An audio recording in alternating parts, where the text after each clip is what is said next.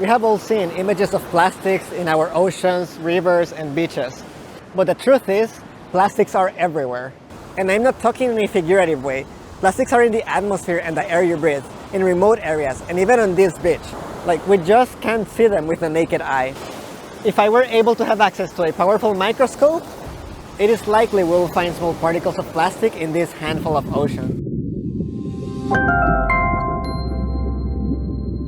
These are known as microplastics because of their small size. But we don't have to go that far to find plastic. If we shake a baby bottle with hot water, the baby will drink at least 1.3 million microplastic particles per liter. And just by inhaling inside our house, we're breathing up to 7,000 particles. It can come from the microfibers released from clothing, microwaving in plastic containers, packaging of food, sea salt. If you drink bottled water, that is 90,000 more plastic particles a year. Basically, anything made out of plastic releases tiny particles into the air. And then there are also plastic particles that animals have ingested that we end up cooking and eating. It is estimated some people might ingest up to 100,000 microplastic particles a day. Some people are eating a credit card a week. Studies are reporting microplastic is found in our poo, gut, lungs, and other organs. So there is no question on whether it is getting into our system. The question is, how is it affecting our health? Now, research on how plastic affects our health is not straightforward. This is because there are no standardized methods for quantifying the risk of plastic to our health. And also because microplastics used in the lab may not always represent the size, chemical composition, or shape of the plastics found in the environment. But we can at least have a general idea of how our health could be affected by microplastics, not by looking at the plastic itself, but the chemicals that it carries into our bodies. And for these chemicals, there is already pretty strong evidence on how it affects our health. Let's take phthalates as an example. Phthalates are chemicals commonly added to make plastic more flexible, and 95% of the population has detectable levels of phthalates in their urine. They have been associated with asthma and allergies, modifying the release of hormones, and could even be involved in shorter pregnancies. There is also evidence that pregnant women with higher levels of phthalates have kids with altered genitals. Besides phthalates, there is also bisphenol A, which you may know as BPA.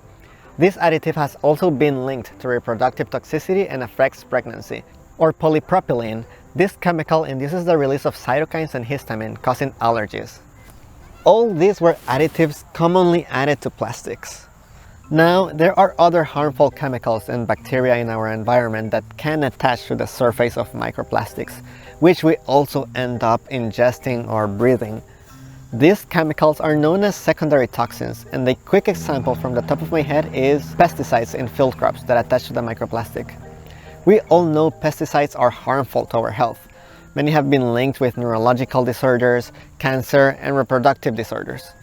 And for bacteria attaching to the plastic, it's not only catching a ride into our body, but the surface of the microplastic acts like a hub, a place where bacteria can hang out and exchange genetic material.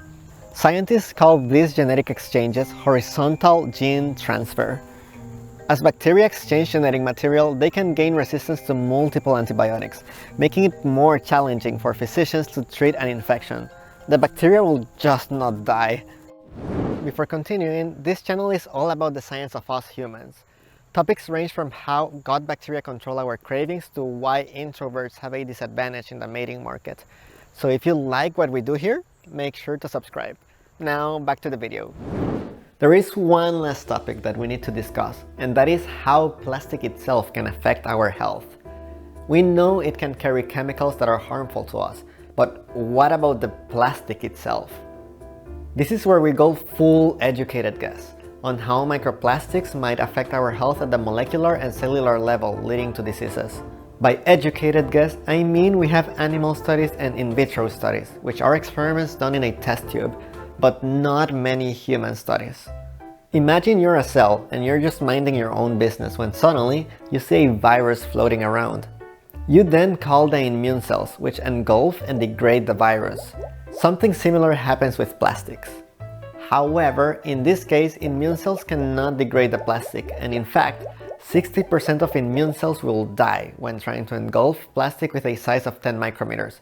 This is troublesome because it can potentially lead to an inflammatory response where more immune cells come to help out, probably with little success, and surrounding cells may be damaged.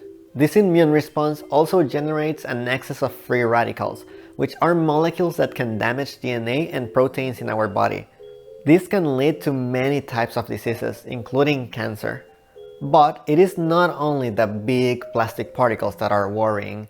Plastic particles less than 0.1 micrometers in size, known as nanoplastics, are so small that they have no trouble entering cells and disrupting their normal functioning. In fact, it seems nanoplastics cause severe inflammation in the intestine, and it can also induce the generation of free radicals inside cells, potentially damaging their DNA. Since the nanoplastics are so small, they can also penetrate the skin through our glands or hair follicles. And for instance, many nanoparticles could enter our bodies when we use body care products.